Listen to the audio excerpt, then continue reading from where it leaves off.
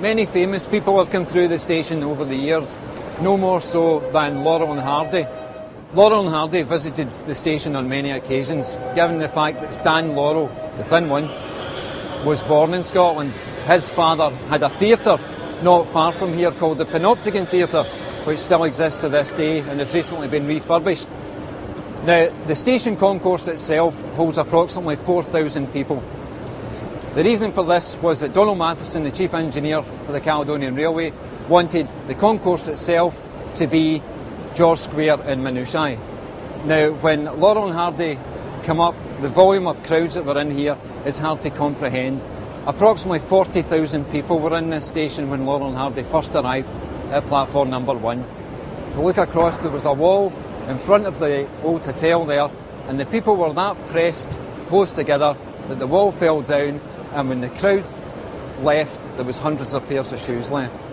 Now, the second time that Laurel and Hardy came up, they came to platform number 1 again from their southern service, and quite a funny story that Oliver Hardy shook hands with a Glaswegian chap, and up until the day he died, he said that the Glaswegian, when he shook his hand, stole his 15 guinea watch off him. So Ollie wasn't laughing at that time.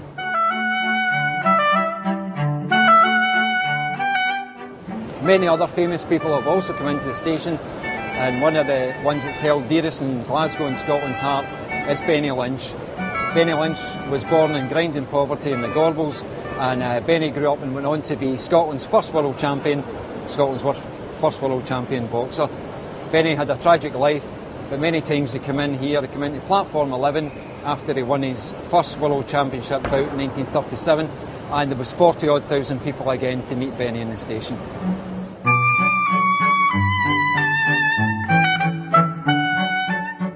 At the start of the Second World War, the first ship to be sank by the Germans against the Allies was the Athenia. The Athenia was sank off the west coast of Ireland near Cork by a German submarine. Now, the survivors of the submarine sinking were taken to Greenock and on to Glasgow Central Station to be repatriated back to America. At the time, Joseph Kennedy was the ambassador to the Court of St James in London. Unfortunately, he had a prior engagement and couldn't come up to comfort and speak to the American nationals. So he sent his son, and his son carried out his first official duty at the age of 17 in the station manager's office, which is up here, and his son's name was John F. Kennedy, who later went on to become the President of the United States of America. Rudolf Hess, the Nazi Reich Führer, was captured in Scotland. He was captured and taken to Govan police station for interrogation. Rudolf Hess was then taken to platform 1 for his train journey down to London, for then to be taken on to Nuremberg.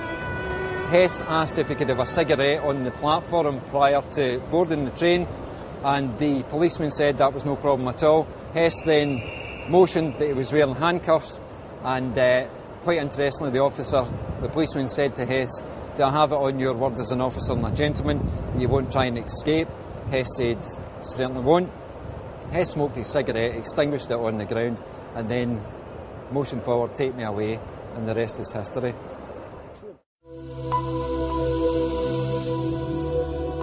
Given the rich tapestry and history that this station has, not just of the people coming through or the famous people, the day-to-day stories, the stories that myself as a member of staff has experienced from people who I've worked with.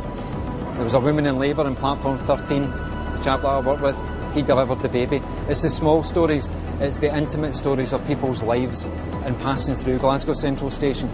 You speak to older people we met in Glasgow Central, and it's the romance of the railway and the station.